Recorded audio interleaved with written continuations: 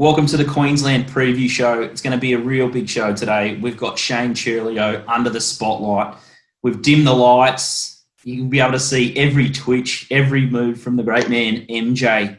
How are you, Curls? Yeah, really good, mate. Just loving life in the Sunshine State right now. It's all good. Now, big news coming out of Queensland. We're going to preview Doomben.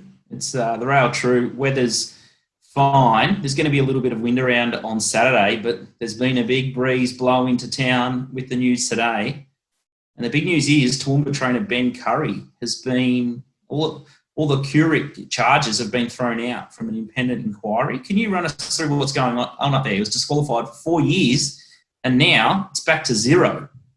Yeah, so I haven't read the details of the, haven't got across all the details of the judgment from QCAT, but for those sort of unfamiliar, in Queensland with our Integrity Commission, we have a process where QRIC, like most stewards are judge, jury and executioner, and then the participants have right to appeal to an independent body, which is QCAT, Civil Appeals Tribunal, so an independent review. So we have stewards will, investigate, charge. Then if you appeal that original penalty, they'll have an internal review by themselves within their organisation, and then if you want to appeal that review, you go to QCAT, which is how the process works in Queensland. Extremely time consuming, and I'm sure people that follow Queensland racing would be familiar with the length of time that this goes on. So these charges that were levelled against Currie, and then consequently he was found guilty, disqualified, as you said, for 4 years. This review, so the QCAT appeal was heard maybe 12 months ago. I'm not sure, it was a long time ago. Today basically have said that there's no evidence to suggest to uphold any of these charges. Basically found him not guilty, threw the charges in the bin and reduced the penalty from 4 years down to zero, and no longer a disqualified person. So regardless of the outcome there on which side of the fence, observers would be sitting, it just goes to show how flawed that our system is in Queensland. And this is a flawed system right from, we basically jokingly discussed, Luke Tarrant headbutting Larry Cassidy that time, and then got suspended and then appealed, and Jock, and some senior jocks brought up the appeals process where Jock might get 21-day suspension and appeal, and then ride for the next 9 months, and then we saw it with Bailey with a QCAT. So this case in particular is going to shine a big light, because there's going to be a number of industry participants that are going to be focused on the result of Currie and be against him for what, or getting off or whatever. Then there's going to be a level of another section of participants that are going to be focused on the process and how wrong it is. So there has to be a massive disconnection between an integrity body that has thrown a lot of mud and made it stick themselves, and then when that case has been heard by an independent judge, has thrown it out. We can't keep going the way it is. This is going to have to be the catalyst to break this will be the straw to change break the system. It has to. Like I say, whether you think he's guilty or not or whatever else, there's no evidence to support any of the allegations that the Integrity Commission, have suspended him on. So it's big news. It's a shame that I keep saying it, Queensland continue to shoot themselves in the face when it comes to face, not foot. Well, we've got no feet to shoot. We've shot them all off. It's like it's only a shotgun pellet, like a quail shooting pellet, sort of spreads. It doesn't penetrate the skin, but it spreads. Like a Tom Lynch fairy tap into the guts, like an open palm, something like that. So this will be the catalyst for change. We're very tied politically in Queensland, so everyone was waiting for an election and see what happens if a new government comes in and Palaszczuk gets the flick. They'll probably enact some changes, but I think this is just, like I say, the straw that breaks the camel back. We can't keep going on like this. This guy's name's been tainted. And while he's at this stage, I'm not sure what the process is from here. QRIC may well appeal the decision.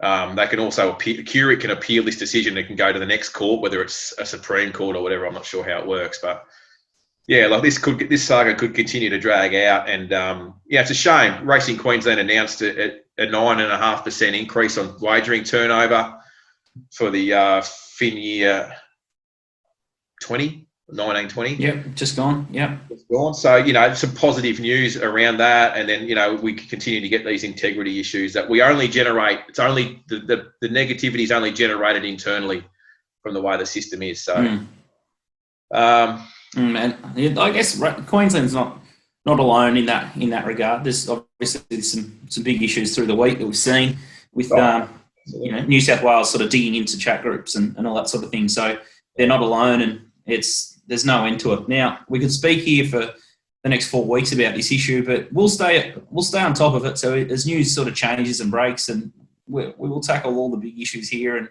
and we'll try and just go straight down the middle and present the facts. Let's talk facts. Let's talk punting. You're seeing them well.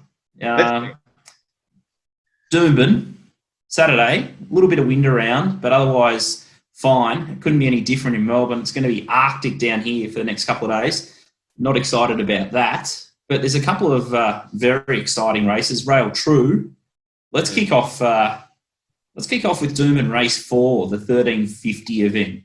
There's a really interesting runner here from the Chris Lee's yard, had a geld, and is first up off 154 days, looking at the puntingform.com.au database. Occupy, early money, says it's going to be on, and they've put Malian on. Do you want to be on? Occupy. It's just tick, tick, tick. Malian for Lees. The horse comes here plumless, this prep. Plenty of ticks here, isn't there? Good gate 2, good map.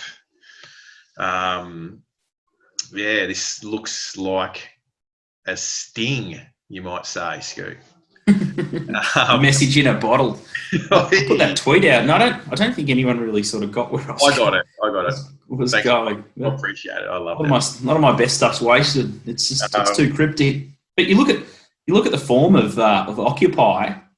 He's got form around Quackerjack, Wolf, Debier, Oakfield Missile, Electric Girl, Cuban Royale. Well, all those horses would make mince meat out of these ones. Yeah, I say it. And now it's had the big gear change. The no pills. You got Phantom Falcon in the market down the bottom there.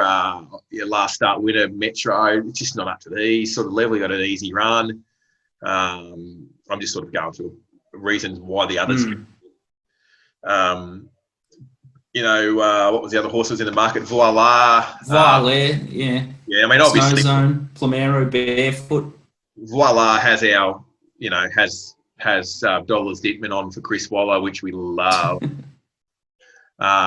He took him a while to get there the other day too, and Luke did get a reprimand. I'm not sure what even they give these days, but he bashed it anyway. He hit it too many times. Winning last start, but he got the job done. It did PR and did have everything go its way. It was, it was a win. Same with Plomaro. It was back in grade, and it was just a win. Barefoot month between, back in trip. You're probably happy to be against it. So the more you look at that race, the more you just keep coming back to Occupy. They took $17 was there for the tab punters. If you could jump into a retail outlet somewhere where you get in there, their figures look pretty ordinary at the moment as well.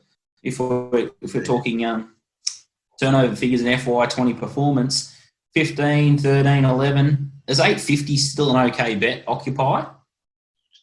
You can get that price. Yeah, look, I think it'll start shorter again.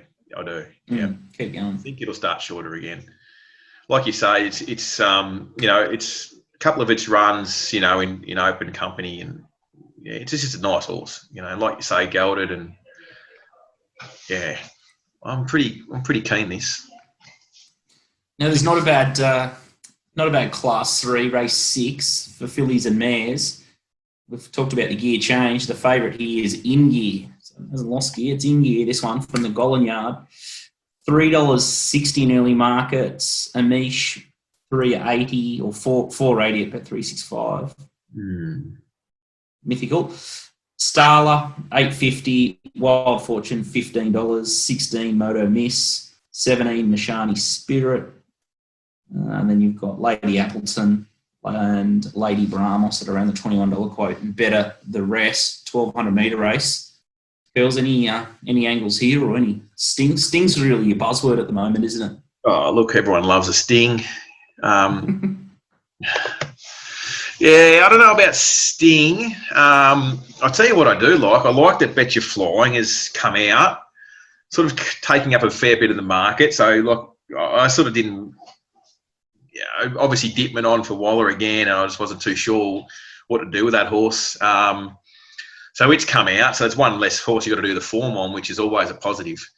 I was pretty keen to be against Amici here. I thought it was short enough at the quote. Like I know it won by 10 on, I think it was by 10 first run back this prep.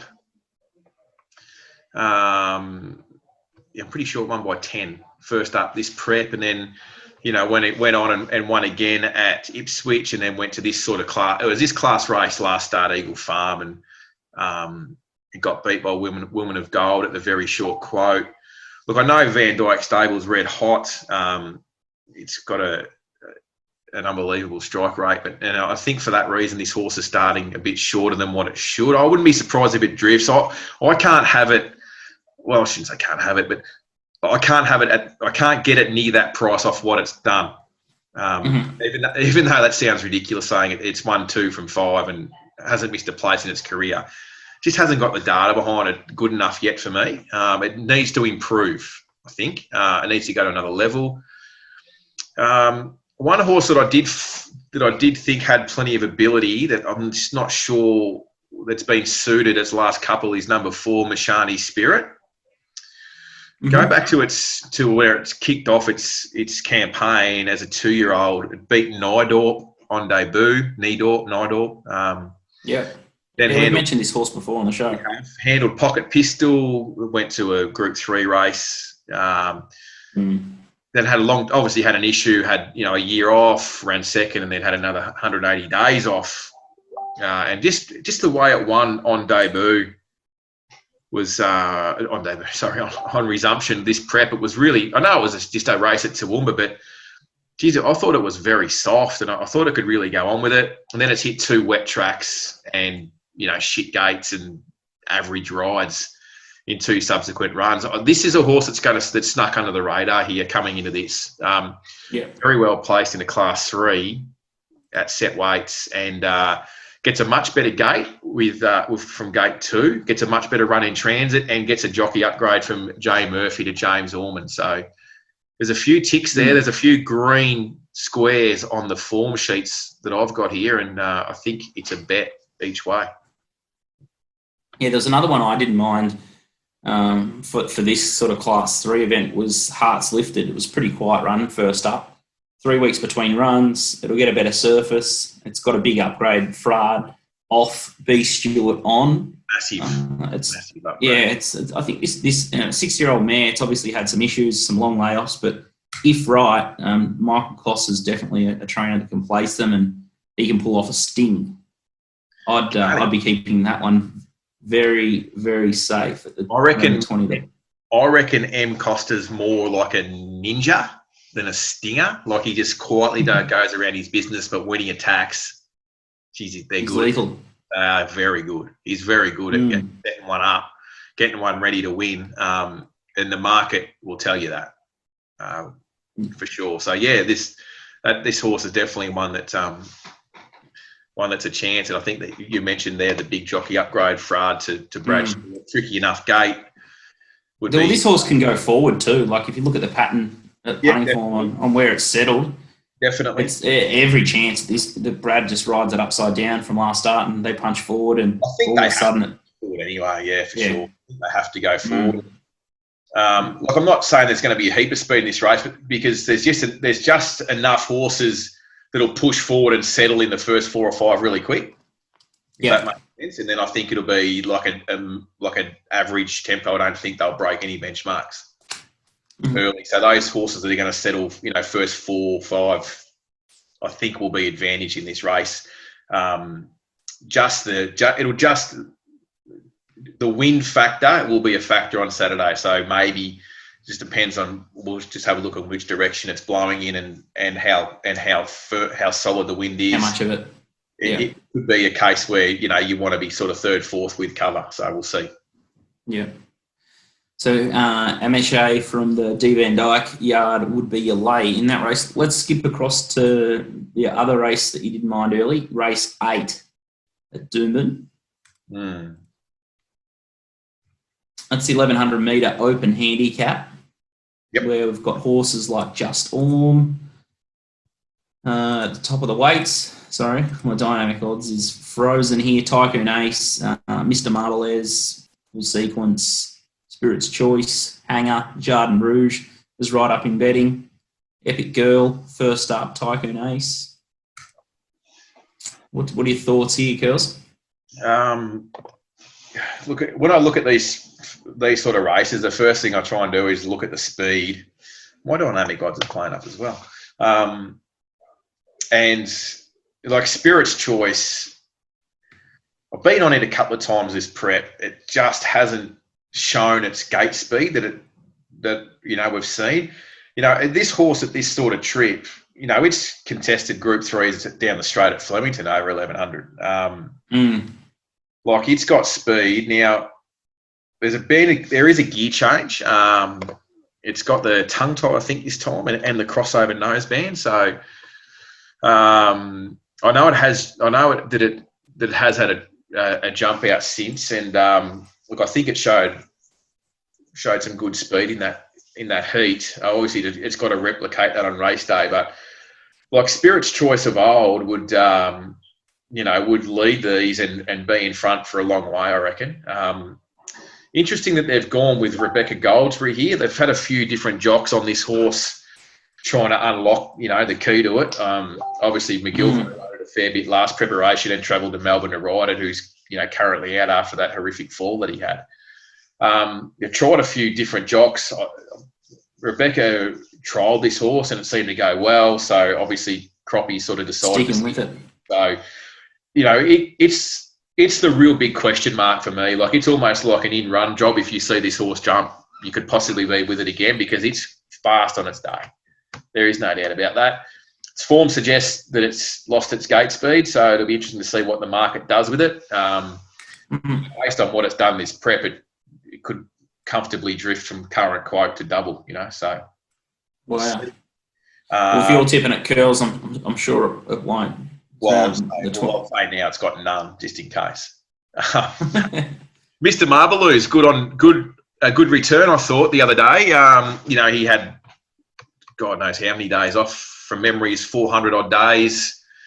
Puntingform.com.au tells me it was 420 days to be exact. Madeline Wishart rode a fast horse like you should ride fast horses for speed. Had him like looked a chance. He went out like 5.1 lengths quicker than benchmark, and he just knocked up late. I think I wouldn't go as far as saying he's back, but his best is definitely good enough. And the Toowoomba Cup / Wheatwood Day, which is a listed race that's held up here in Toowoomba every year, is sort of coming up pretty quickly. It's like 4 weeks away or something. So I'd imagine this is the sort of horse that'll be set for a Wheatwood. And if he's going to be winning a Wheatwood, he's going to have to pick up. I think he's going good enough to win a city race. So the gate's going to be its issue. But I expect it to go forward. And if she can find the fence, he'll definitely take some running down. Like I say, this race is all about what happens in the first furlong. And if things don't work out, expect a horse like Jardin Rouge, a horse that we backed last start, that got a perfect ride from Larry Cassidy, riding super. Just put it in the right spot. This horse could be sort of in a stalking position again. So really all eyes on the early speed here.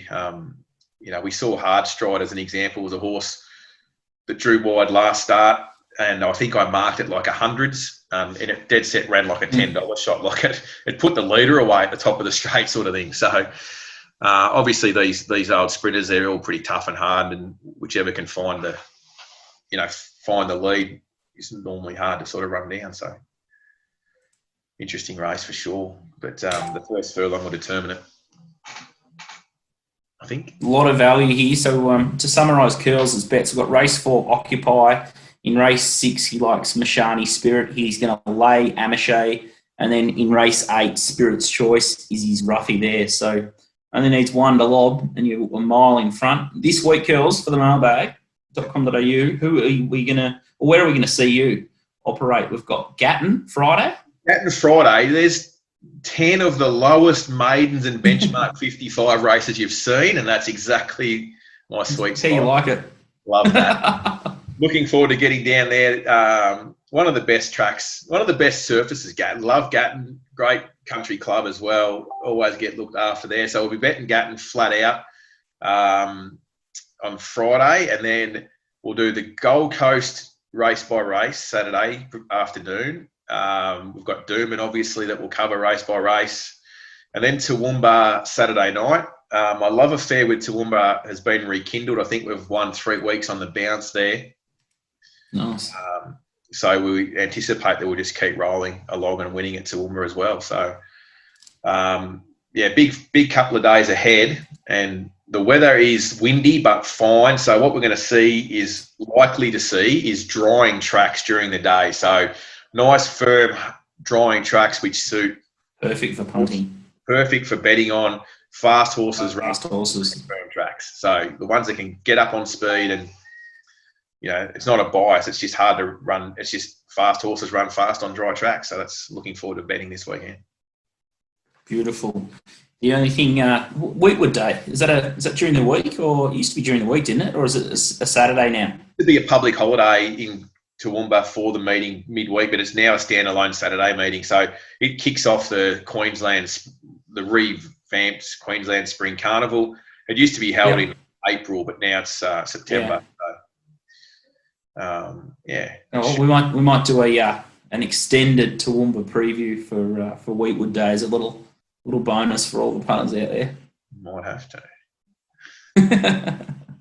All right, mate. I'll let you go. You got plenty of form to do. Good luck, and we'll keep abreast of all the news, political or on the racetrack, for the mailbag and for betfair.com.au. Cheers, mate. Thanks, bud.